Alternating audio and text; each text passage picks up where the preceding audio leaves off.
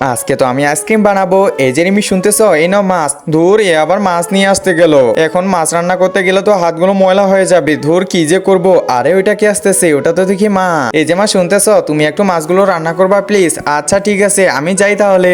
আর এ আবার কোথায় গেল? মা তো এখন ঠিকই রান্না করবে। আমি এখানে বসে বসে চুপ করে থাকি, মা একটু রান্না করুক। প্রথমে মাছগুলোকে ভালো করে ধুইতে লাগবে। এই তো মাছগুলোকে পরিষ্কার করা হয়ে যাচ্ছে। এই তো মাছগুলো পরিষ্কার করা হয়ে গেছে। এবার লবণ এবং মরিচের গুঁড়ো এখানে দিয়ে দিব, তার সাথে দিয়ে দিব লেবু। এই তো কমপ্লিট হয়ে গেছে। এবার হাঁড়িটা এখানে বসায় দিই, তার মধ্যে তেল এবং সবজি সবগুলো এখানে দিয়ে দিব।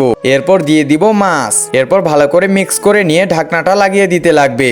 একজন মা কতটা আপন হয়ে থাকে, যার মানেই তাকে জিজ্ঞাসা করে দেখো। তো দেখা যাক বন্ধুরা, এই মায়ের জন্য কে ভিডিওটিতে লাইক এন্ড সাবস্ক্রাইব করে। আর যারা মাকে ভালোবাসো না, তারা ভিডিওটি থেকে দূরে থাকো। এই তো ঢাকনাটা লাগিয়ে দিলাম। আরে কি ব্যাপার, কিসের এত সুগন্ধ আসতেছে? যাই তো দেখতে লাগবে, তাড়াতাড়ি গিয়ে দেখি। আরে মা কোথায়? আরে আমি তো রান্না করিনি। এই যে নে। আরে তাহলে আমি এগুলো ভাবতেছিলাম। হ্যাঁ, তুই শুধু ভাবতেই থাক। এই যে নে মাছ, এখন এগুলো তাড়াতাড়ি রান্না কর।